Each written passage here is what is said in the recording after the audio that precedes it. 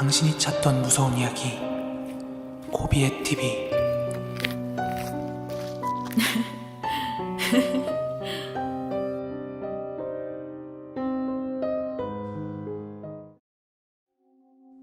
이 이야기는 6년 전 제가 20살 때 실제로 겪은 이야기입니다. 경상남도 밀양시 산내면에서 제 친구와 단둘이 직접 겪은 일이에요. 제가 20살 때 친구네 본가에 놀러 간 적이 한 번 있었습니다. 친구의 아버지는 밀양 얼음골 근방에서 과수원을 하고 계셨고, 지금은 모르겠는데 그때까지만 해도 그 근처 분위기가 영락없는 시골 느낌이었습니다. 주변은 온통 과수원에 우거진 수풀투성이었는데, 그때 제가 친구한테 들은 말이 들었던 그대로를 전달해드리자면, 실제로 그 동네 사람들이 과수원이나 그 근처에서 귀신 보는 일이 생각보다 잦았다고 합니다. 그리고 실제로 그런 수풀 속에서 유기된 시신이나 신체 일부가 발견되는 일도 있었다고 해요. 그도 그럴 것이 친구네 과수원에서 편의점을 찾아가려면 좋기 40분 정도는 걸어야 할 그런 오지였으니까 말이죠. 아무튼 그날 밤 친구와 술을 한 잔 걸치고 나서, 맨정신이었으면 절대로 생각도 못했겠지만, 야, 네가 말한 그 귀신이 어디 있는지 한번 찾아나 보러 가자, 이렇게 제안을 했습니다. 참고로 제 친구는 평소에 가위도 많이 눌리고, 그래서 점집도 여러 번 다니고 뭐 그랬던 친구예요. 하여간 저는 친구와 손전등을 챙겨 들고 그 과수원 주변길을 걷기 시작했습니다. 길 폭이 넓지는 않았었기 때문에 서로 나란히 걷지는 못하고 살짝 사선으로 걷고 있었는데, 거기는 가로등도 거의 없어서 밤에는 후레쉬 없으면 정말 칠흑 같은 어둠이에요. 그런 어둠 속을 손전등 하나에 의지해 친구랑 한참 걷던 중에 저 앞에 가로등이 하나 보입니다. 근데 엄청 낡은 가로등이라 그런지 불이 들어왔다 나갔다 하며 깜빡거리더군요. 그리고 서로 이런저런 이야기를 하며 그 가로등 밑을 지날 때쯤 갑자기 친구가 얼어붙듯 제자리에 멈춰서더군요. 뭐야? 너 왜 그래? 아니, 방금 그림자가... 그때 친구의 말이, 가로등을 정면에 두고 걸을 땐 그림자가 저희 뒤쪽으로 생길 거 아니에요. 그런데 그 가로등 밑을 지나면서 그림자가 저희 앞으로 치게 될 때쯤 고장난 가로등이 막 깜빡깜빡하는 바로 그 순간 그림자가 3개가 보였대요. 저희는 2사람인데, 저는 그때 제 눈으로 보지 못했었기 때문에 친구에게 잘못 본 거겠지 하며 다시 길을 걷기 시작했습니다. 그때 그 주변에는 폐가가 많았는데, 뭐 담벼락이나 대문만 남고 막 다 헐어진, 버려진 지 꽤 오래된 그런 수준의 폐가였습니다. 그런데 그 주변을 걷고 있던 어느 순간인가 제 주변 시야로 뭔가 움직이는 게 느껴져서 그쪽으로 눈을 돌렸거든요. 근데 거기에도 폐가가 있었습니다. 근데 가만 보니까 전에 점집이었던 건지 아니면 그런 물건을 팔던 곳이었는지 오방기 같은 게 보이는 집이었어요. 되게 낡은 오방기요. 그리고 대문은 녹이 잔뜩 슬어서 아주 불그스름한 빛을 띠고 있었는데, 바로 그때였어요. 열려있던 그 녹슨 대문 사이로 새하얀 손이 검지손가락부터 타다다닥 문을 짚고 쓱 튀어나오는데, 진짜 제가 술 기운 아니었으면 절대 그러지 못했을 텐데 찾았다! 하며 후레쉬를 비추며 그 대문 뒤쪽으로 뛰어들어갔는데 주변에는 그 누구도 그리고 아무것도 없었습니다. 하지만 분명히 봤습니다. 그 하얀 손. 근데 어떻게 설명이 되겠어요? 귀신 본 거 맞죠? 그게 제가 귀신을 믿게 된 어떻게 보면 처음이자 마지막 귀신 목격이었죠. 그렇게 친구네 집으로 되돌아가는 길이었는데 앞서 말한 듯 길 폭이 넓지 않아서 대각선으로 서서 걷고 있었는데 그때는 친구가 뒤쪽에 있었고 제가 앞쪽에서 걷고 있었는데 어느 순간인가 갑자기 친구가 기절하듯이 툭 쓰러졌습니다. 저는 도무지 영문을 모르겠더군요. 얘가 왜 정신을 놓고 기절을 했는지. 하여 친구를 들쳐업고 집으로 터덜터덜 돌아왔습니다. 그리곤 집에 데려와서 깨어난 친구에게 영문을 물었죠. 야, 너 왜 기절했어? 하고요. 그러자 친구가 이러더군요. 야, 너 놀라지 말고 들어? 그 풀밭 쪽으로 어떤 여자가 너 바로 옆에서 따라 걷고 있었어. 그러다 나랑 눈을 마주쳤는데 막 이상한 소리를 내는데 그 뒤로 내가 기억이 없어. 친구의 말에 따르면 그 귀신의 소리는 마치 주파수를 제대로 잡지 못한 라디오 속의 목소리 같았다고 합니다. 비록 제 인생에서 단 한 번의 귀신 경험담이었지만 이 경험으로 인해서 저는 귀신이 있다고 굳게 믿게 되었습니다. 추후 친구의 아버지는 도박에 빠지셔서 그 과수원을 날리고 말았습니다. 하여 다시 그곳을 방문할 일은 없었지만 아직도 그날 밤 제가 봤던 그 새하얀 손은 절대로 잊을 수가 없습니다.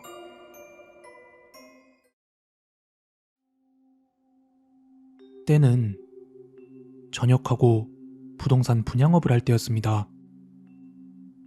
23인가 4, 아마 그때쯤이었을 거예요.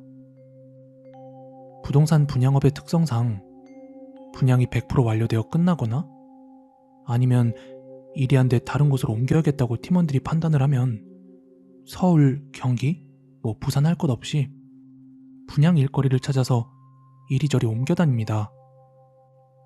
그리고 정처 없이 이리저리 돌아다니던 도중 사건은 경기도 양주에서 일어나게 되죠. 전에 하던 곳에 분양일이 잘 되지 않아서 모두 어디로 이동할까 망설이다가 양주가 뜨고 있다는 정보를 입수한 팀장 형님이 다같이 양주로의 이동을 제안하셨습니다.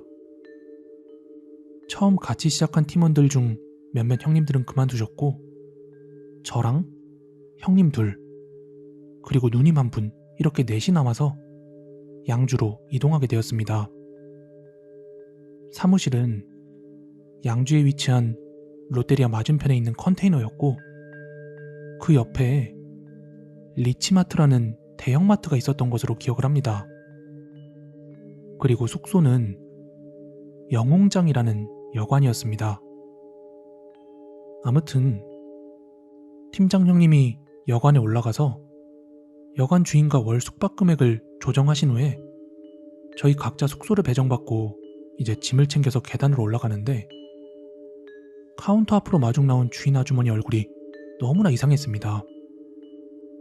아이고 젊은 총각이네 하면서 반겨주시는 아주머니께 인사를 드리면서 얼굴을 봤는데 일본의 경극 배우처럼 새하얗게 칠한 얼굴과 새빨간 립스틱 그리고 엄청 굵게 그린 아이라인 게다가 비정상적으로 큰 얼굴에 작은 키 그 사람을 보자 뭔가 무서운 기분이 들어 대충 인사만 드렸던 기억이 나네요.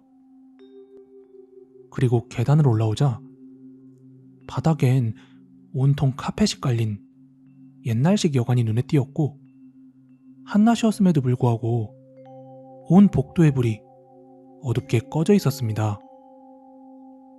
제가 배정받았던 202호방은 입구 문이 나무로 되어 있었고, 그 문을 열면 신발장이 나오고 그 신발장 왼편에 허름한 화장실이 있었습니다. 그리고 또다시 나무 중문을 열면 방이 나오는 그런 옛날 구조의 여관이었습니다. 그렇게 같은 방을 쓰기로 했던 형님 한 분과 함께 짐을 주섬주섬 풀고 있는데, TV 및 장판에 뭔가 갈색깔 얼룩이 굉장히 크게 번져 있는 것을 보게 되었습니다. 처음에는 방 온도가 너무 뜨거워서 그을린 건가 하고 생각을 했지만, 그 이전에 시골에서 그런 그을린 자국을 많이 봤었기 때문에 절대 그런 건 아니었던 걸 제가 알 수 있었습니다. 그래서 이게 뭘까 하고 짐을 풀고 있을 때 옆방에서 짐을 다 푼 다른 형님 하나가 저희 방으로 넘어오시게 됩니다. 그러면서 저에게 짐을 다 풀었냐고 물으시길래, 네, 다 풀었어요. 근데 바닥에 이거 뭐예요? 하는 제 물음에 그 형이 이렇게 대답을 합니다.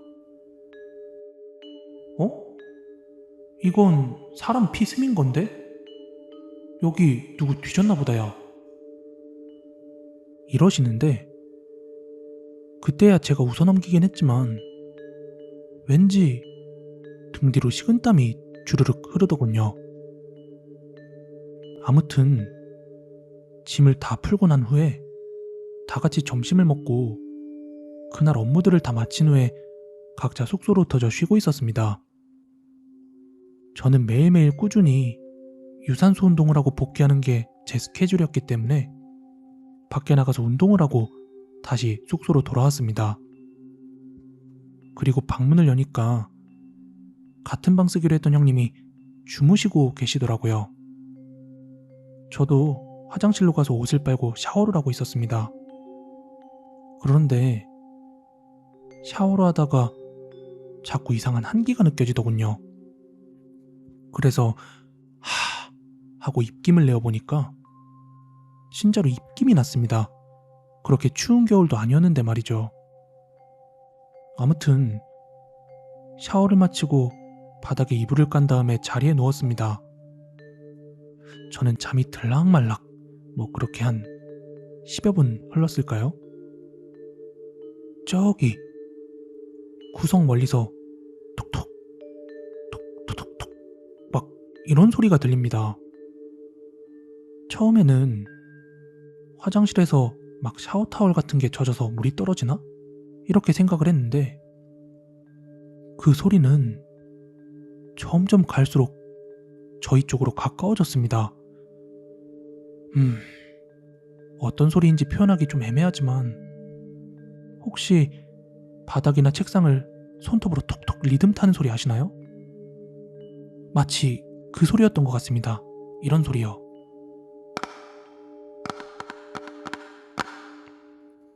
바닥에 깐 이불 바로 옆으로 그 장판을 누군가 여러 개의 손톱으로 토독토독토독토독토독 하며 미친 듯이 두드리는 소리가 제 바로 귀 옆에서 들리더군요. 저는 소리 지를 겨를도 없이 헙 하며 먹는 숨과 함께 옆에 누워있던 형님에게 안겼습니다. 그런데 그 형님도 몸을 바들바들 떨고 계시더군요. 그리고선 속삭이는 말로 저에게 바로 옆방으로 뛰어가자고 하셨고, 저희는 팬티바람으로 옆방으로 뛰어갔습니다. 그렇게 갔는데 그 옆방 쓰는 형님과 누님이 벌떡 일어나서 앉아 계시더군요. 그렇게 그 방에 들어가자 너네 왜 그렇게 식은땀을 흘려? 하며 저희한테 물어보셨고, 저희는 조금 전 방에서 겪었던 일을 하나둘 다 이야기했습니다. 그런데 그 방에 있던 형님은 뭔가 이상하다 하시면서 앉아가지고 조금 전에 이야기를 해주셨습니다. 그 형님과 누님이 주무시고 계시는데 그 형님도 그 방에서 가위를 눌리셨대요. 그 가위 눌린 상태에서 눈을 뜨고 발밑에 위치한 TV 위 창문 쪽을 바라보셨는데 손목 2개가 막 창문을 긁고 있더랍니다. 너무 무서워서 속으로 온갖 욕이란 욕은 다 했다고 해요.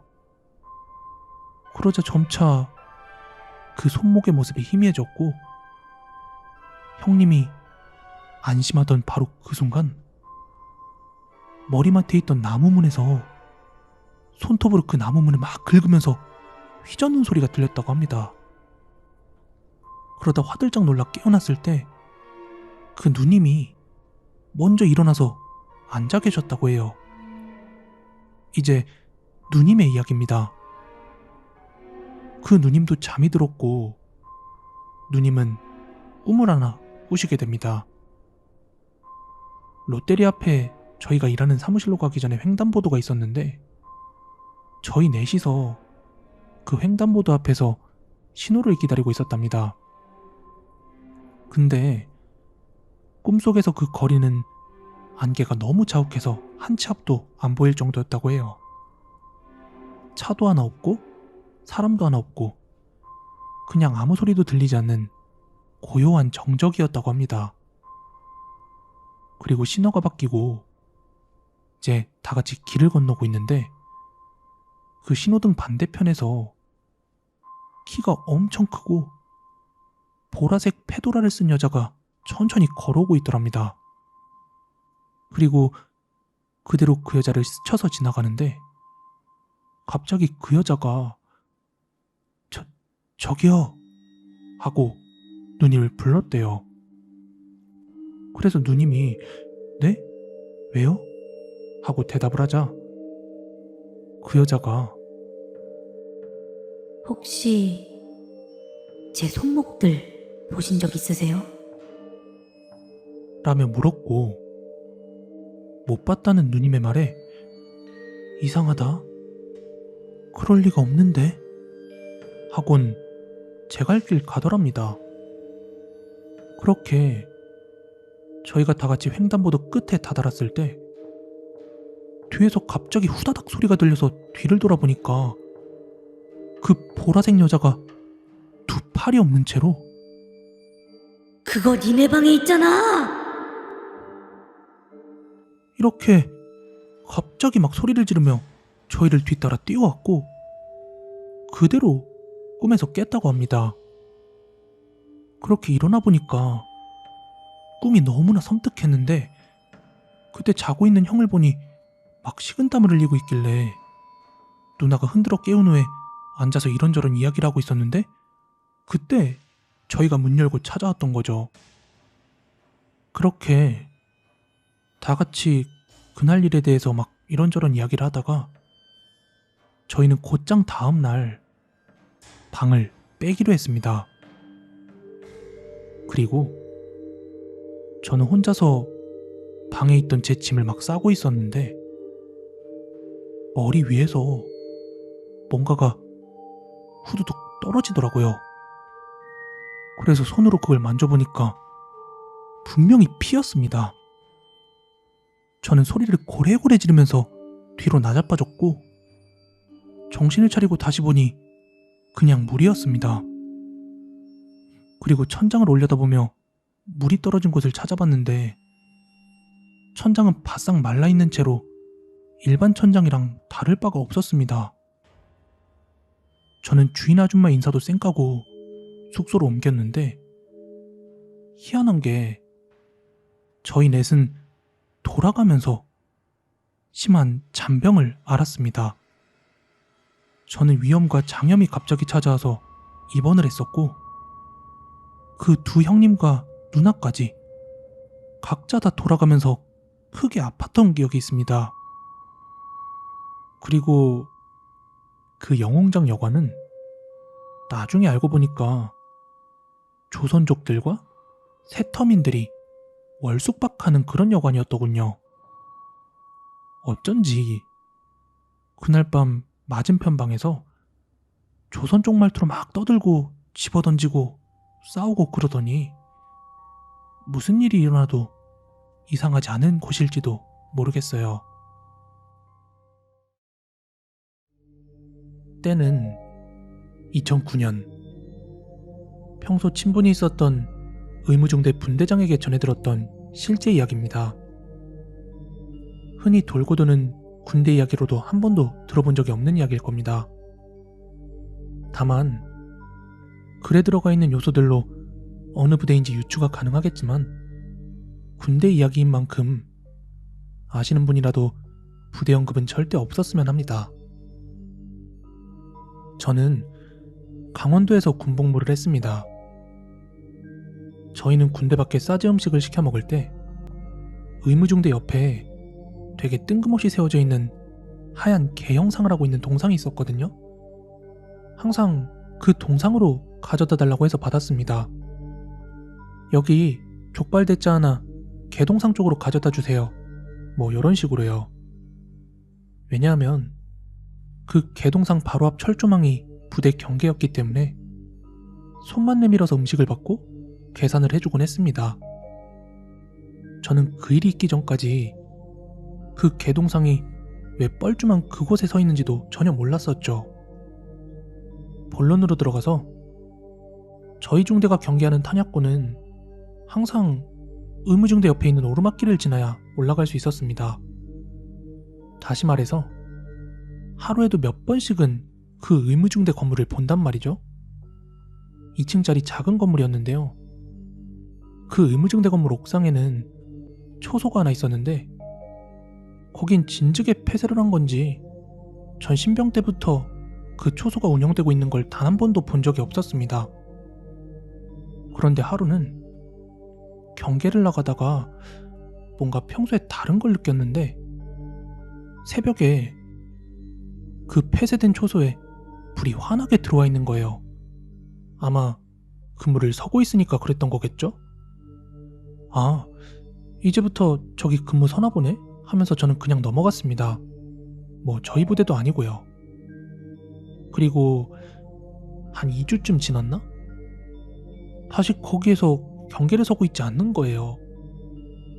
그래서 조금 궁금하긴 했었는데 고작 그거 물어보자고 아픈 것도 없이 의무대를 갈 수도 없고 솔직히 별일 아니라서 까먹어가고 있었습니다.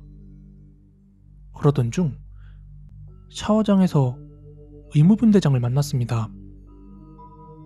의무분대장은 저랑 다른 중대인데도 불구하고 엄청 친했는데 제가 거기 한번 파견을 나간 적도 있었고 뭐 평소에 죽이 잘 맞았었습니다. 그래서 저는 의무대를 갈 때면 기다리지도 않고 무조건 하이패스였고 또 어떤 때는 신병 수행 놓는 연습한다고 팔 좀 빌려달라고 해서 제 팔을 피떡으로 만든 적도 있는 뭐 그런 사이였어요. 아무튼 우연히 사여장에서 만난 김에 제가 평소에 궁금했던 걸 막 물어봤어요. 아참, 저번에 초소에 한동안 불 들어와 있던데 아저씨 중대는 근무 안 서지 않아요? 한동안 근무 들어가는 것 같더만 왜 또 안 서는 거예요? 하며 물어봤더니 휴 하고 한숨을 쉬면서 그 전말을 이야기해줬습니다. 원래 그 초소는 근무를 서던 초소였다고 합니다. 그런 중에 그 초소가 폐쇄되는 일이 있었는데 그 이유가 다름 아닌 귀신 때문이었습니다. 근무를 서고 있으면 계속해서 여자 귀신이 나타났다고 합니다. 근데 멀쩡한 자세로 나타나는 게 아니라 초소 지붕에서 아래를 내려다보는 것처럼 피떡이 된 여자의 얼굴이 갑자기 거꾸로 쑥 내려오더라는 거죠. 그럼 그 순간 초병하고 그 거꾸로 내려온 얼굴이 얼마나 가깝겠어요. 그렇게 코앞에 얼굴을 들이밀고는 입을 쫙 벌리고 깔깔깔깔깔깔 미친듯이 웃는다는데 당연히 초병들은 졸도하고 울며불며 근무 못 서겠다고 난리였죠. 그런데 그런 걸 간부들이 믿을 리가 없잖아요. 그냥 닥치고 근무 서라 했는데 초병들이 올라가는 족족 기절을 하니까 간부들도 뭔가 심상치 않음을 느낀 거예요. 그래서 조치를 취한다고 취한 게 처음에 설명했던 그 하얀색 개동상이었던 것이죠. 하얀 개동상을 주변에 세우면 그 귀신들을 쫓을 수 있다는 말에 동상까지 세운 거였습니다. 하지만 그럼에도 불구하고 귀신들은 계속해서 초병들을 보내버렸다네요. 한마디로 효과가 전혀 없었던 것이죠. 결국 그 초소는 폐쇄가 되었고 개동상만 덩그러니 남은 것이었죠. 그 직후에 제가 전입을 온 거였습니다. 그런데 왜 최근에 다시 거기를 오픈을 했느냐? 그 이유는 바로 중대장이 임기 채우고 바뀐 것이었습니다. 새로운 중대장이 와보자 멀쩡한 초소가 있는데 근무를 안 서서 이유를 물은 거예요. 근데 돌아온 대답이 귀신 때문이라니? 그 사람 입장에선 뭔 개소린가 싶었겠죠. 신임 중대장이라고 자기를 놀리나? 기싸움하자 이건가? 싶었을 거예요. 아마 겪어보지 않았으면 저라도 그랬을 겁니다. 그래서 화가 난 신임 중대장이 미친 헛소리 하지 말고 제대로 근무를 서라고 한 겁니다. 하지만 여지없이 그 여자 귀신이 나타나 근무자들을 줄줄이 기절 파티를 하게 되었고 중대장은 이것들이 무슨 개수작이야? 작정하고 자기를 놀리나? 하는 생각에 직접 거기에 올라가게 됩니다.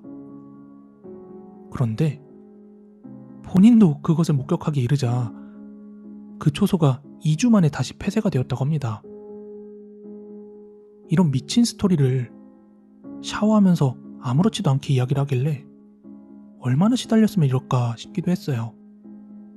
왜냐하면 실제로 그 의무분대장이 묘사한 귀신의 모습은 훨씬 더 리얼하고 무서웠거든요. 아 글쎄, 애들이 겁이 많아서 그런 게 아니라 그거 보고도 기절 안 한 애들이 진짜 용한 거라니까? 초소 지붕 아래로 머리카락을 쭉 늘어뜨리고 깔깔깔깔 웃는데 온 얼굴이 피범벅이라 그 여자가 웃지 않았으면 눈코입이 어딘지 찾기 어려울 정도였다니까? 진짜 나 거기서 버틴 애들이 더 신기해.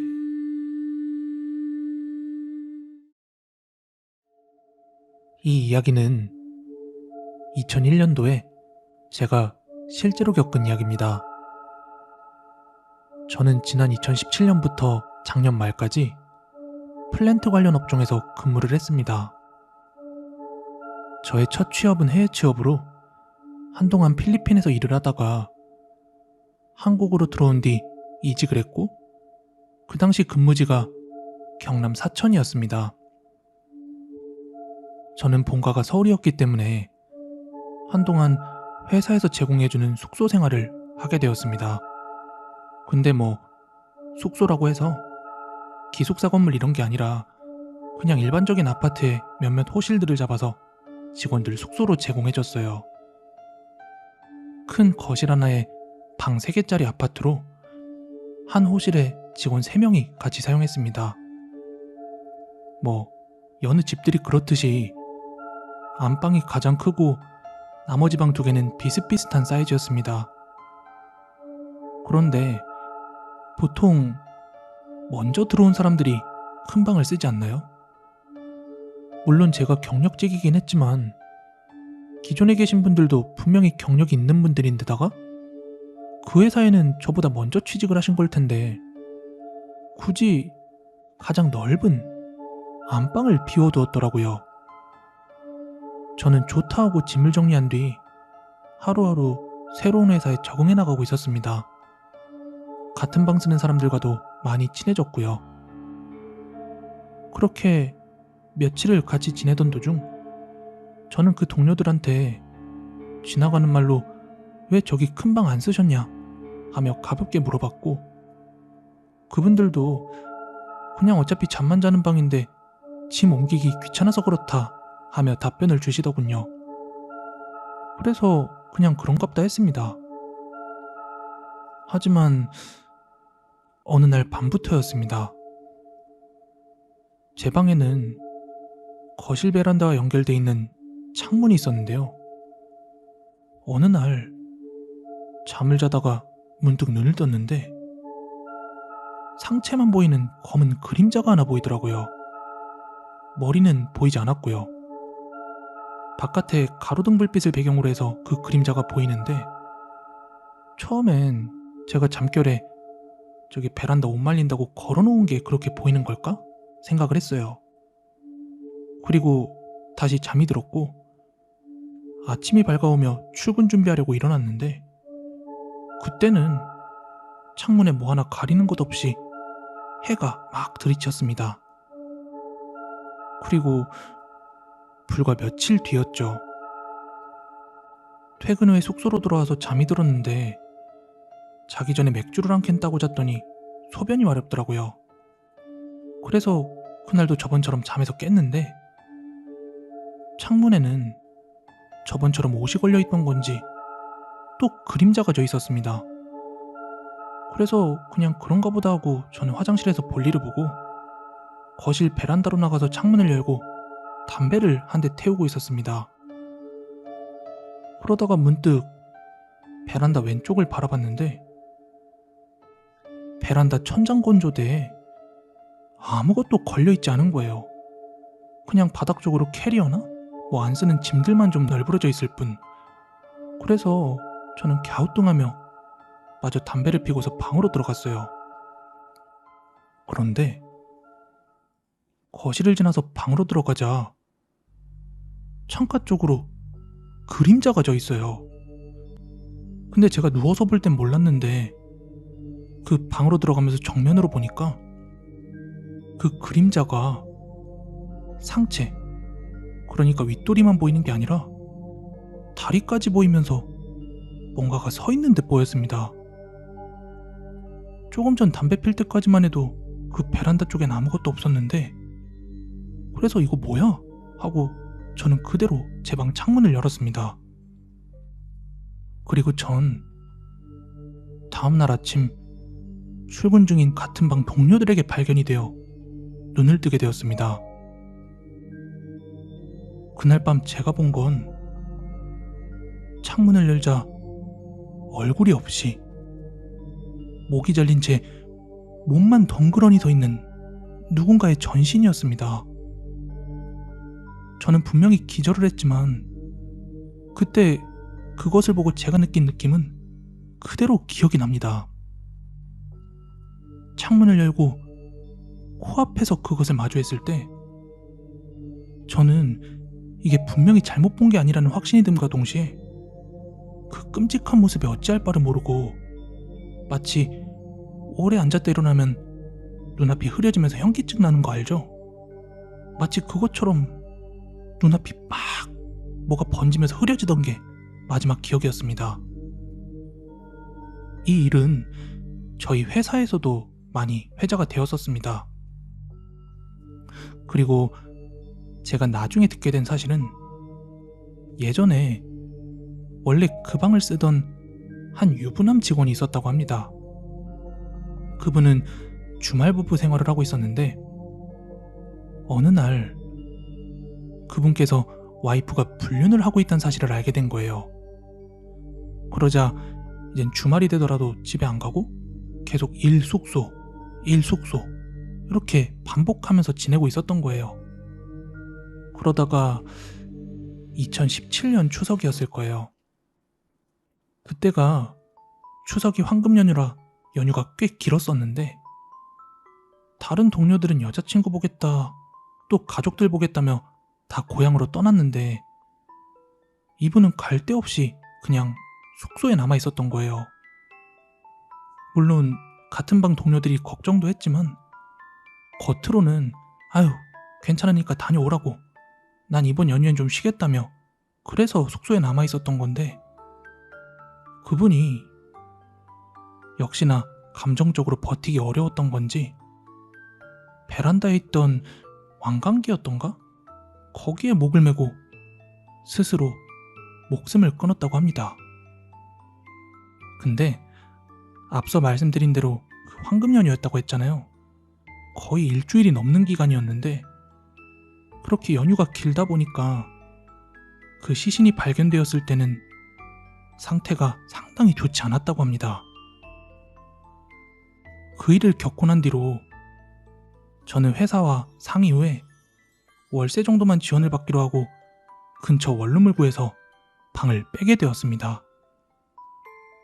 하지만 그런 일이 있었음에도 불구하고 무덤덤하게 계속 거기에서 생활하고 있는 다른 직원들의 모습에 현실은 얼마나 더 무섭고 험난한 것인가 하는 생각이 듭니다.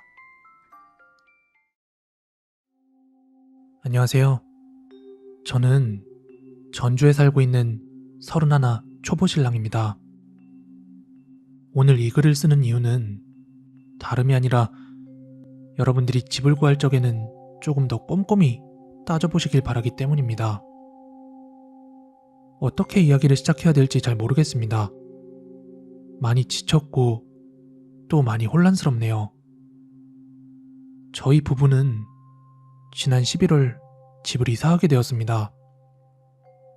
아직은 부끄러운 이야기지만 혼인신고만 올렸고 결혼식은 아직 올리지 못하였습니다. 그래도 사랑하는 만큼 열심히 보란듯이 남들에게 지지 않게 꿋꿋하게 잘 살자 하여 3년 전에 동거를 시작했고 작년에 혼인신고를 올리고 저도 취업에 성공하게 되었죠. 그리고 조금씩 모아놓았던 돈을 가지고 드디어 아파트로 들어가게 되었습니다. 15평 정도의 소형 아파트로 8층에 남향이어서 해도 잘 들었고요. 주변에 버스 정류장도 있고 대형마트도 걸어서 10분 이내인 전형적인 아파트촌입니다. 공원도 가깝고요. 집은 거실 하나에 방 2개, 화장실 하나와 작은 부엌, 그리고 베란다까지. 저희가 전에 살던 자취방에 비해서는 둘이 생활하기엔 최적의 장소라고 생각을 했습니다. 게다가 가장 중요한 건 보증금이 살짝 낮았다는 점입니다. 뭐 그렇게 크게 낮았던 것은 아닙니다만 이 근처 아파트에 비하면 이 정도 가격도 나올 수는 있겠구나 하는 그런 수준이었으니까요. 게다가 전에 살던 사람이 집주인이라는 점이 가장 끌렸습니다. 집주인이 살았으니까 문제점이나 뭐 수리할 것이 있다면 얘기도 잘 통할 것이라고 생각해서였죠. 아무튼 바쁘게 이사 준비를 하여 드디어 아파트 생활을 시작할 수 있었습니다. 그리고 모든 것이 좋았습니다. 아내도 만족하고 저도 만족했습니다. 그리고 별일 없이 그렇게 시간이 지나갔죠. 처음 일주일간은 전주인이 쓰던 흔적들을 지우고 문풍지를 다시 붙이거나 창고를 청소하거나 하는 등 바쁘게 보냈습니다. 그러면서도 일도 해야 했기 때문에 아주 정신이 없었죠. 그리고 한 3주 정도가 지나서 아내의 친구들을 집들이 겸 초대하게 되었습니다. 그렇게 집에서 맛있는 걸 먹으며 도란도란 얘기를 하다가 밤이 깊어서 아내의 친구들을 거실에서 재웠습니다. 이불과 베개를 주며 이야기하다 자 하고 아내는 안방으로 들어왔습니다. 그리고 평소 때처럼 아내와 저는 잠이 들었죠. 그런데 사건은 새벽이 지나고 나서 벌어졌습니다. 거실에 있던 아내의 친구들이 갑자기 아내를 부르는 게 아니겠습니까? 야! 야! 아내는 졸린 눈을 비벼가며 얼른 방 밖으로 나가보았더니 글쎄 친구들의 표정이 별로 좋지가 않습니다. 집에 가봐야 하나? 하는 식의 이야기를 해대더군요. 대체 무슨 일이람? 저도 일단 거실로 나가서 이야기를 들어보기로 했습니다. 근데 신기하게도 그 친구들은 그날 밤 친구 넷 중 셋은 아주 비슷한 꿈을 꾸었다고 합니다. 그게 무슨 꿈이냐면 친구 1은 베란다를 통해서 밖을 보고 있었는데 무언가 떨어지는 꿈이었다고 합니다. 그러다가 사람들이 웅성웅성대길래 밑을 보았더니 글쎄 사람이 떨어졌다는 꿈이었죠. 그리고 친구 2는 자꾸 문 밖에서 누가 문을 두드리는 꿈을 꾸었다고 합니다. 하도 급박하게 두드려서 문을 열어주었더니 밖엔 아무도 없었다는 꿈이었고요. 그리고 친구 3은 다들 자고 있는데 자기만 잠에서 깨서 물을 마시는 꿈이었다고 합니다. 그리고 물을 마시고 다시 자리에 누우려고 할 때 무언가 이상한 기척이 느껴져서 베란다를 보니 글쎄 누가 베란다 난간을 손으로 잡고 매달려 있었다고 하는 게 아니겠습니까? 그리고 나머지 친구 4는 아주 잘 잤다고 하고요. 확실히 그 꿈들의 내용이 미신을 잘 믿지 않는 제가 들어도 되게 재수없어 보였습니다. 친구들은 뭔가 기분이 좋지 않다, 집에 가봐야 하는 게 아니냐 라며 막 서로 중얼중얼 그렇게 이야기를 하고 있었던 거예요. 저는 일단 아내의 친구분들에게 자리가 불편하니까 꿈을 안 좋은 걸 꾼 것 같다고, 그래도 이제 새벽 4시고 하니까 정 불편하면 이미 잠은 다 깬 것 같으니까 간단하게 아침이라도 먹고 제가 하나하나 바래다 주겠다고 했습니다. 그래도 뭐 쉽게 갈 수 있겠습니까? 하여 일어나서 이야기를 좀 하다가 아침밥도 먹고 그리고 다시 뭐 이런저런 이야기를 하다 보니까 이미 7시가 넘었더군요. 그렇게 해가 뜨고 나서 아내의 친구분들을 다 하나하나 데려다 주고 나서야 집들이는 끝이 났습니다. 근데 이야기가 여기서만 끝났다면 아무런 문제가 없었을 것입니다. 아내는 저에게 이 집에 뭐가 있었던 건 아닐까? 하며 운을 띄우기 시작했습니다. 왜냐하면 아내는 무서운 것을 무척이나 싫어했었기에 혹시라도 그런 이야기는 피하고 보는 성격이거든요. 저는 아내에게 있긴 뭐가 있겠어? 하고는 그럼 내가 거실에서 한번 자본다고 이렇게 말을 했습니다. 그리고 그날 밤 저는 아내의 친구 1과 3이 꿨던 꿈을 그대로 꾸게 되었습니다. 물론 아내에겐 말하지 않았지만요. 왜냐면 말해봐야 긁어 부스럼일 테니깐요. 저는 뭐 별로 꿈 같은 거 꾸지도 않았다, 잘만 잤다 하면서도 속으로는 내내 불편해했습니다. 그리고 또 며칠이 지나서 저희가 주말에 청소를 하던 도중 베란다 맨 밑쪽 난간에서 한 장, 보일러실의 보일러 뒷면에서 한 장, 총 2장의 부적을 발견했습니다. 그리고는 제가 먼저 발견을 했는데 아내한테 바로 들켜버렸고요. 아내와 저는 재수없어 하면서 그 부적을 떼어냈고 혹시나 해서 십자가로 된 목걸이를 걸어두었습니다. 그리고 그 후로 아내와 저는 방에서 잠을 잘 때도 그 똑같은 꿈을 꾸게 되었습니다. 짧게 그런 식의 꿈을 계속 꾸게 됐던 건데요. 대체로 아내와 제가 꾼 꿈의 내용은 어두운 밤, 베란다에서 무언가가 위에서 떨어지거나 혹은 밑에서 사람들이 웅성웅성대거나 아니면 문 밖을 누가 자꾸 막 두드린다는 것이었죠. 그러다 보니까 매일매일 집에 들어오는 시간이 싫어지더군요. 아내 역시도 이 집에 정을 붙이기가 힘들어하는 것 같기에 저는 집주인에게 전화를 해보았습니다. 그리고는 집주인에게 부적을 발견했다 하고 이걸 떼어내버렸다고만 말했습니다. 꿈의 내용에 대해서는 전혀 언급하지 않았고요. 그러자 그 집주인이 그 부적 떼어버리고 나서는 아무 일도 없었냐? 뭐 이런 식으로 묻는 게 아니겠습니까? 그래서 일단 별다른 일은 없었다고 대답을 했습니다. 그리고 이게 왜 붙어 있던 거냐, 무슨 부적이냐 하고 물어보자 이 집주인이 쉽게 입을 떼지를 않는 거예요. 뭔가 숨기는 것 같았습니다. 기분이 너무 나빠진 저는 집 계약할 때 이런 사항에 대해서는 말하지 않지 않았느냐, 나 이 통화 지금 다 녹음하고 있다, 내가 이거 곧장 공인중개사 사무소 가서 얘기해봐야겠다며 으름장을 냈습니다. 물론 이게 정말로 증거가 되는지는 저도 잘 모르겠습니다. 그냥 이야기가 듣고 싶어서 몰아붙인 으름장이었으니까요. 그러자 집주인은 다음날 저희 집에 찾아오겠다고 하더군요. 그리고 다음날 정말로 집주인이 뭐 이것저것 빵과 비싸 보이는 쿠키 같은 걸 사들고 왔습니다. 그리고 나서 이실직고를 하더군요. 사실은 자기 이전에 여기 살던 사람이 죽었다고 합니다. 뭐 자살 같은 건 아니었고 사고사였다고 하더군요.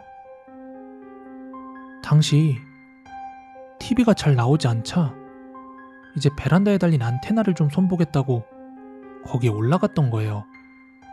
그런데 무게중심을 못 잡고 베란다 밖으로 그만 넘어가서 돌아가셨다고 하답니다. 그 후로 그 집이 비어있게 되었고 집주인이 들어가서 실거주를 하게 되었는데 이상하게 그 집에서 잘 때마다 그 전에 살던 사람이 죽는 꿈을 계속 꾸었다고 했습니다. 물론 기분이 좋진 않지만 그게 자기 집이다 보니까 어디 가서 말할 수도 없어서 이제 무당을 찾게 된 거예요. 그런데 그 무당이 지금 내가 지어주는 부적을 붙여놓고 2년만 살면 된다, 2년만 지나면 그런 것들이 자연스럽게 사라질 것이다 라고 했답니다. 그래서 그 부적을 붙이자마자 본인이 살긴 좀 그렇고 거기를 보증금을 조금 싸게 해서 세를 놓은 거예요. 그리고 곧장 저희 부부가 들어와서 살게 된 것이었고요. 너무 황당하고 말도 안 되는 이야기지 않습니까? 만약에 그런 일이 있었다는 걸 제가 알았다면 애초에 이 집을 계약하지도 않았을 것입니다. 집주인은 다시 한번 자신이 부적을 붙이든 굿이든 뭐든 다 해주겠다 이렇게 저희를 설득하더군요. 그러나 이미 잔뜩 놀란 저와 제 아내는 마음이 내키질 않더군요. 결국 새로운 집을 알아보고 있습니다. 여러분들은 집 알아보실 때 꼭 꼼꼼하게 살펴보시고 계약하시기 바랍니다. 이상입니다.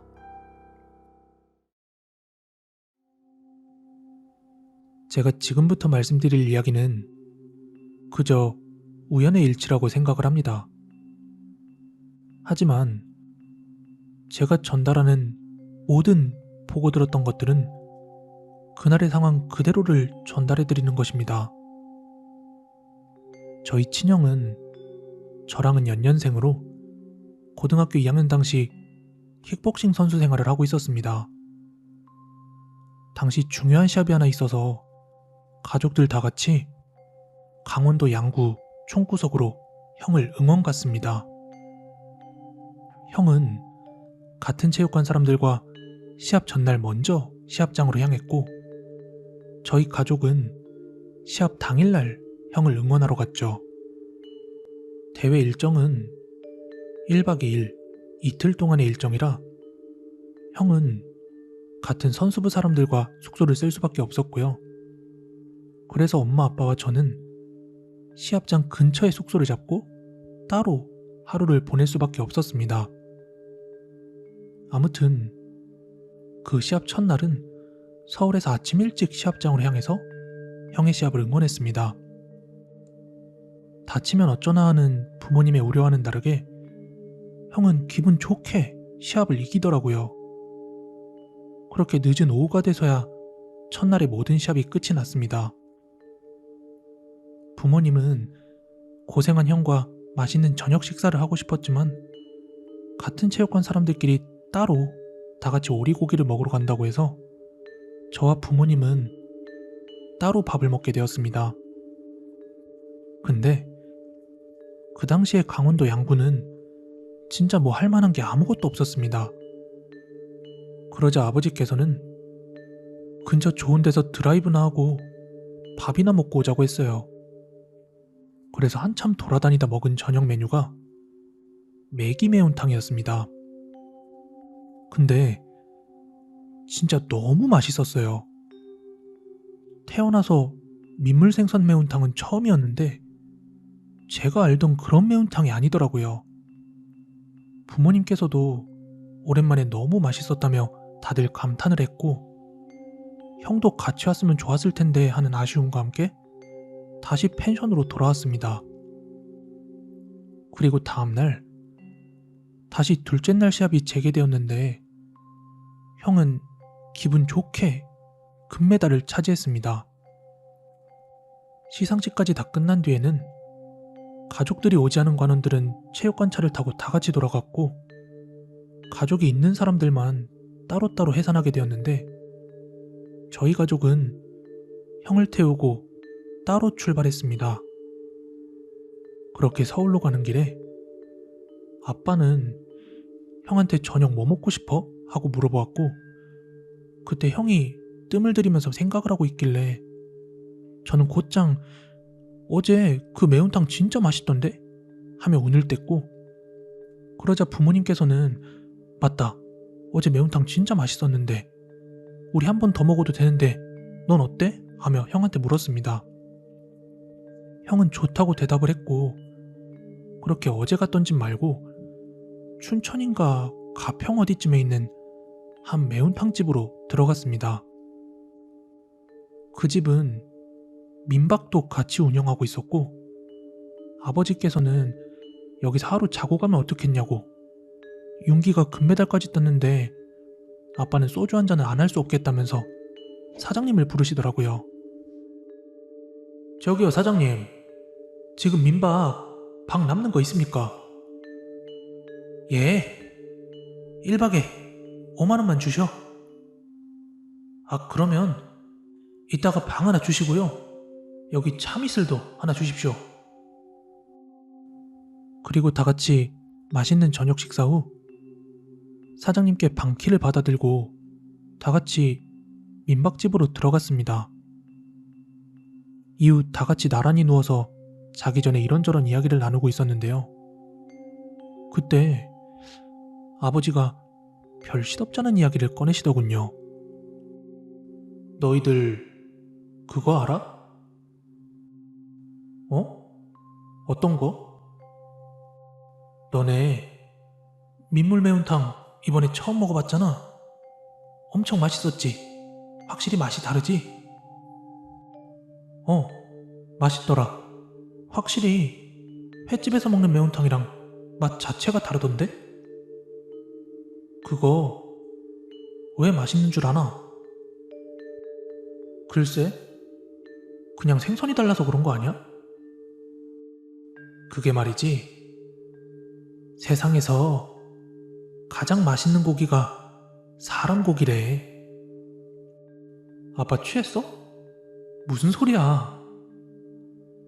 에이, 취하긴 뭘 취해. 그게 아니고 사람 뜯어먹고 산 고기들이 살도 빵빵하게 잘 오르고 맛도 있대. 아유, 이이가 농담을 해도 참. 취했으면 얼른 자요. 내일 운전해야 하는 사람이 참. 아니 진짜요. 아빠 어릴 적에 사람 많이 죽는 물가가 물고기 빵도 크고 실하다는 말이 있었어. 물론 맛도 좋고. 아빠, 그럼 뭐 지금 우리가 사람을 먹었다는 이야기를 하고 싶은 거야? 아니, 말이 그렇다는 거지. 농담이야, 농담. 그렇게 썰렁한 농담을 주고받다가 다 같이 잠이 들었습니다. 그리고 다음날 아침, 쏟아지는 아침 햇살을 맞으며 다시 서울로 출발을 했습니다. 서울로 향하는 길에는 큰 물길이 있었는데 아마 북한강이 맞는 것 같습니다. 근데 저 멀리 제 눈에 보이는 물가 주변으로 구급대원들로 보이는 사람들이 여럿 모여있는 모습이 보였습니다. 차를 타고 빠르게 지나가는 와중이라서 무슨 현장인지 자세하게 관찰하기는 어려웠지만 분명한 건 다수의 구급대원들이 모여있던 건 분명했습니다. 뭐야? 왜 저렇게들 모여있어? 어머어머, 사고 났나? 물가에 모여있는 거면 사람 빠진 거겠지. 그런데 아빠 경험상 말이야. 이미 구급차 단위로 저렇게 출동을 했다는 건 늦은 거야. 이미 죽은 사람을 건져냈거나 사라진 사람 수색 중인 거 아닐까? 지금이야 전날 밤 아버지가 했던 그 이야기가 전혀 신빙성이 없다고 생각은 하지만 전날 저 장면을 목격했을 때만큼은 괜히 그 말이 와닿는 것처럼 느껴지는 이상한 기분이었습니다. 그리고 추후 시간이 지나서 친구들에게 이 이야기를 해준 적이 있었는데 실제로 인터넷에 떠도는 무서운 이야기 중에 유독 큰 고기가 잘 잡히던 한 낚시 포인트에서 시신이 떠다더라 하는 그런 이야기를 들은 적이 있다며 제 친구들이 이야기해주더군요. 마무리를 어떻게 지어야 할지 모르겠지만 제 이야기는 여기까지입니다. 그날은 유독 날씨가 꾸덕꾸덕 덥고 습한 날씨였습니다. 다음 날부터 며칠간 연이은 비 소식이 있길래 저는 늦은 밤이었지만 저희 집 강아지를 데리고 산책을 나섰습니다. 평소에 집 근처 산초입에 한 공원이 있는데 그쪽으로 자주 산책을 나갔었습니다. 제가 산책을 나가자는 말에 강아지는 이미 신이 나서 막 이리저리 점프를 뛰고 있었고 저도 어차피 주말을 앞두고 있던 터라 기분 좋게 밤 산책을 나갔습니다. 그런데 집 밖에 나가자마자 괜히 나왔나? 하는 생각이 들더라고요. 밤이라서 햇살은 전혀 없었지만 후덥지근한 날씨와 높은 습도 탓에 이미 머리와 콧잔등에서는 땀이 흐르고 있었습니다. 제가 그러거나 말거나 저희 집 강아지는 신나서 여기저기 전봇대 냄새를 맡으면서 그렇게 산 초입으로 향하고 있었습니다. 그리고 이제 산 초입에 올라 공원에 도착을 했는데 이미 시간이 새벽 1시가 다 되어가는지라 주변에는 사람이 아무도 없었습니다. 적어도 제 눈에 보이는 사람은 말이죠. 그 공원은 주변이 정말 산으로 삥 둘러싸여 있고 딱히 등산로가 나 있는 것도 아니라서 저랑 같은 편 진입로 또는 반대편에 있는 내리막으로 들어오지 않는 이상에야 어딘가에서 사람이 튀어나올 리가 전혀 없는 곳이었어요. 그래서 사람이 없을 때만이라도 자유롭게 산책을 시키고 싶어서 몸줄을 풀어주고 산책을 시켰습니다. 참고로 강아지는 포메였고요. 지금도 잘 살아있습니다. 아무튼 가로등도 중간에 하나씩만 드문드문 켜진 정도라 아주 밝지는 않았어요, 주변이. 하지만 평소에 종종 산책을 나오던 곳이라 어두워도 길이 눈에 잘 익은 상태였죠. 어둡긴 했지만 평소처럼 반 오르막길이던 그 길을 잘 둘러둘러 걷던 중이었습니다. 그런데 그때였습니다. 저쪽 위에서 검은색 뭔가가 땅바닥에 바짝 붙어서 저희 쪽으로 다가오는데 처음 한 0.5초도 안 되는 그 발견 직후에는 다른 강아지인가? 아니면 공 같은 게 굴러 떨어지고 있는 건가? 하는 생각에 저희 집 강아지가 그걸 괜히 따라갈까 싶어서 바로 옆에서 풀냄새를 맡고 있던 강아지 옆으로 쭈그려 앉아 몸줄을 곧장 채우고 있었습니다. 그런데 분명한 건 그게 뭐 강아지처럼 이렇게 걸어오는 게 아니라 공 같은 게 굴러오고 있었는데 그게 한 저희로부터 15m쯤 앞쪽에 가로등 밑을 지날 때 저는 비로소 그게 공 같은 게 아니었음을 깨달았습니다. 반쯤 덮은 검은 털, 그리고 두 개의 선명한 눈. 그건 사람의 머리였습니다. 그리고는 아주 빠르게 제 옆을 굴러 아래쪽 어딘가로 사라졌는데 저는 너무 놀라서 그대로 주저앉아 버렸습니다. 심지어 너무 무서워서 눈물이 주르륵 나더라고요. 그러다 머릿속에 5만 가지 생각이 다 들어서 빨리 거기서 내려가야겠다 생각을 하고서는 서둘러 저희 집 강아지를 데리고 산 밑으로 내려갔습니다. 저거 뭐야? 설마 내 주변에 살인마가 있었나? 너무 선명해서 잘못 본 건 아닐 거고, 아니면 귀신을 본 건가? 만약 제가 진짜로 시신의 머리를 본 거라면 멀리 생각해서 괜히 이 사건에 나도 연루가 되면 어쩌지? 하는 이상한 상상도 들었고, 또 분명히 제 두 눈으로 똑똑히 봤지만 그게 귀신이 아닐까 하는 생각이 들었던 이유는 저희 집 강아지가 절대로 공처럼 굴러가던 그것을 모른 척할 이유가 없었거든요. 어떻게든 따라가려고 몸줄을 막 잡아 끌거나 짖거나 했을 텐데, 생각해보니 저희 집 강아지는 전혀 그것에 반응하지 않았습니다. 그렇게 집에 돌아온 저는 한동안 해가 떠 있음에도 불구하고 절대로 거기로 산책을 나가지 못했습니다. 그리고 속으로 제가 봤던 그게 귀신이었나 보구나 하는 결론을 내렸습니다. 왜냐하면 거기 공원이 산 초입이다 보니까 만약에 아래로 굴러서 어디론가 떨어진 거라면 이미 누군가한테 발견이 되어서 그 사건이 공론화가 되었을 테니까요. 그리고 한동안 시간이 흘러 어느 주말이었는데요. 평소에 저희 어머니랑 잘 알고 지내는 동네 아주머니들 몇몇이 집에 커피 한잔하러 놀러 오셨거든요. 그리고는 거실에서 이야기 중이었는데요. 당시 거실 TV에서는 그것이 알고 싶다 문경 십자가 편이 재방송으로 나오고 있었습니다.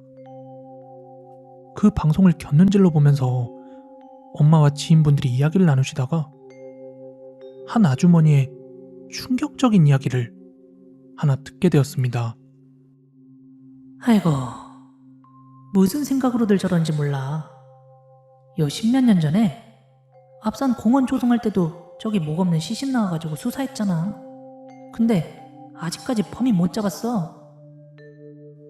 순간 저는 제가 잘못 들은 줄 알았습니다.